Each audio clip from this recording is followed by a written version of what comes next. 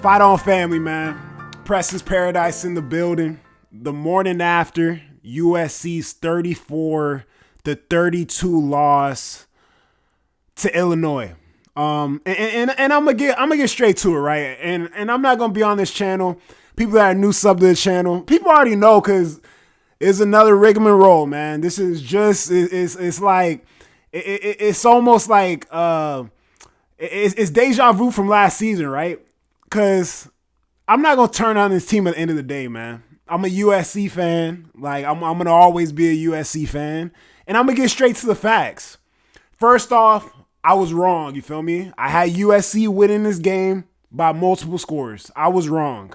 Now, what was I wrong about? Let's talk about this. Let's figure out what I was wrong about. Now, I think what I was wrong about, what a lot of people have spoken about, what I definitely have spoken about, was the depth on this team. This team does not have good depth in the secondary at all, man. The secondary absolutely got torn up and ate alive in this game, right? And you had a couple young players out there, but the technique just was not there. You're reaching, just stuff I talked about in the preview. Stuff I've been talking about over the previous weeks. And I don't like to repeat myself, man, because it gets redundant and the content gets stale when I continue to get on here and repeat myself. Oh, we're going to get better. We're going to figure out. We're going to get better and figure out. I'm just going to sit here and talk about facts, right? We couldn't cover nothing. Before this game got underway, when I did the preview, when I did the pregame show Saturday morning, I talked about Illinois not really having any weapons, any outside guys that I was worried about, right?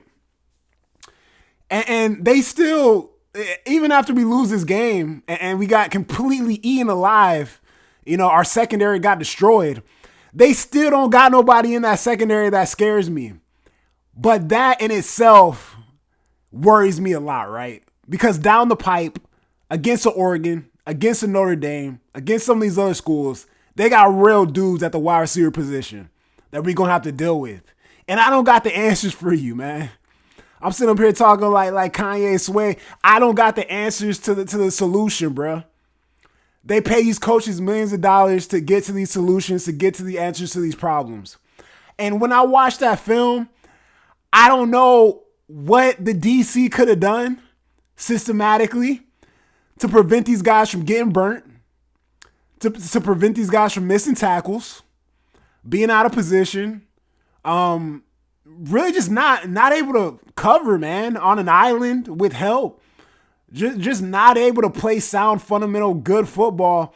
And our corners didn't look to be as good at athletes as those wide receivers were at Illinois, which is crazy to me. I was wrong about that. I definitely thought we had better athletes at the cornerback spot than those wide receivers were going to be in front of them. It was just bad, man. Couldn't stop a slant. Couldn't stop a stop route. Couldn't stop anything. Couldn't cover anything. Couldn't cover anybody.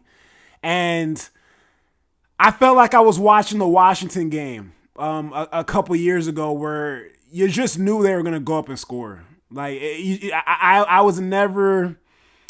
always had faith, you know, to the end of the game. Even when stuff was going down in the first half, I had faith. But was never really able to relax, man, because we couldn't stop nobody. And I haven't had that feeling in 2 years. I didn't have that feeling not once last season. So continued with the negative here just to start off the show and what really transpired, because, I mean, I just got to talk about it. Defensive line looked the softest it's looked in 2 years. I don't think we looked that soft in one game last season. Certainly not this season. Weren't able to get to the quarterback. Well, we had that. The Carlos did have that sack off the edge, but that wasn't a defensive line. Defensive line just got absolutely dominated. And it's interesting because I'm sitting here, I'm like, what is up with this regression to this defense, man? And I'm not even saying it's a full regression, right? Because this is one game. This is one game. You know, I'm not going to sit here and say that I think Illinois is like some great team, because 24 hours ago I wasn't saying that. So I'm going to stick where I'm at. I'm not going to budge on that. Maybe it was just a rough day. Maybe we just didn't have it. I thought our guys were gonna. I thought the coaches were gonna have these guys ready.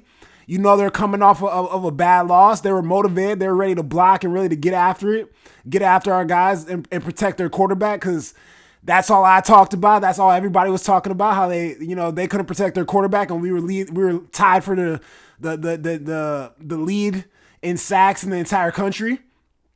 So that was where my confidence came from. And we got played around with, man. We couldn't do nothing. Couldn't stop the run. I think they ran the ball, 4.6 a carry? Yeah, I think it was like 4.6 a carry. 171 on the ground. 331 through the air. Yeah, man. And they weren't even doing anything that exotic, in the run game. They were just running it up the gut. Big boys couldn't get off blocks. I mean, at a certain point, I'm sitting there like, yo, just dive and create a pile on the line of scrimmage, right? Maybe just create some traffic that way, because it just looks so easy, man. Like we were saying years ago, like a knife through butter. It looks so easy. And that is something that I was not accustomed to. I didn't see that last year. You can tell me if I'm wrong. I didn't see that at all last year. And linebackers just sitting back, just catching stuff. And it's like, I don't know, man. I don't think Rob Ryan's down on the field. Obviously, Entz is out. Danton's in. Unfortunate, right? I think the penalty monster was another factor as well. USC 8 penalties for 69 yards. Illinois 5 for 42. That was right on their average. They averaged like 45 penalty yards a game. They're at 42. We were at our usual 8 penalties a game for 69 yards. So, still with the stupid penalties. Bounce back with the turnovers. The football gods bless us with those. The early fumble really hurt the momentum, man. I think the offense in general was very proud of the offense. Liked what I saw from the offense. We were able to run the ball a little better early in the game. Obviously, late in the game, we couldn't run. We had to continue to get points. But Maava, excellent job, man. Loved how he dealt with the interception, bounced back, kept his head up. He's a real one, man. He's a real one, and I've had faith in him. I'll continue to have faith in him. Makai Lemon, we already know, man. Complete animal. Made some big time catches, got after it. Had an excellent game. Was very pleased with the offense. And a lot of people are talking about Lincoln Riley's decision into the game to, take that shot and score, throw that pass and get the touchdown to go up, 1 point. Or to be down 1 and then you go and you get the 2-point conversion, right? And well, actually, no. Let me take that back. They scored the touchdown. Here's the thing, man. I think you get nitpicky, right? Because it's easy to really say in hindsight, like, oh, we should have ran it. We should have taken more time off the clock. Yeah, now it's easy to say that. But what if we run the ball and fumble? Then what you gonna say? What if we run the ball, get a couple yards, run the ball, get some more yards, and then we throw a pick? You know what I'm saying? So you got to take points. At the end of the day, bro, the reason why we lost this game is because the defense couldn't stop anybody. And this is a feeling that we have not felt in one season. Correct me if y'all felt that last season, please tell me. Because I always thought and felt like we could get a stop last season. Late in the season, it was we were in games, but never like what we saw today, where we literally could not get a stop. I think we got 2 stops the entire game, where they had 2 drives and they didn't score. So at the end of the day, bro, we got a lot to figure out, right? I don't got the answers for you on how to figure this out. I don't. I'm not gonna sit here and lie and say, oh, I got the answers. We're gonna do this. We're gonna do that. I don't know what we're gonna do, but we're in a very similar position right now that Illinois was, coming into this game. Except we got more time to prepare. Got a very talented Michigan team coming into the Coliseum. We were obviously dealing with injuries, dealing with illness today. I'm not even going to get into that. That's excuses. It has nothing to do with the game. So, At the end of the day, man, you can only move forward and try to get better. But the defense is a major problem. And I don't know if the defense is as bad as what we saw today either. I'm not going to say that. I'm not going to say that we're just a 34-point defense now, a 30-point defense after being a 20-point defense last season. Because that would be a crazy regression, right? To be a 20-point defense last year, and now we're giving up between 30 and 34 points a game on defense this year. So I don't know, man. A lot of people want to place blame on people, on coaches, on players.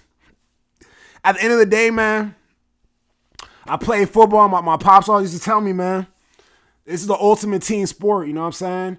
I don't think you can blame not one person. You can't blame one individual for the outcome in a football game, bro. Coaches do not play. Players got to be in the right position to make plays. And when they're in the position to make plays, they got to make the play. They got to make the tackle. They got to make the block. They got to catch the ball. You know what I'm saying? So it's a two-way street. And we still got every opportunity, man. I'm not backing down. Not changing my prediction. I'm 10 toes down on this. Still high on this team.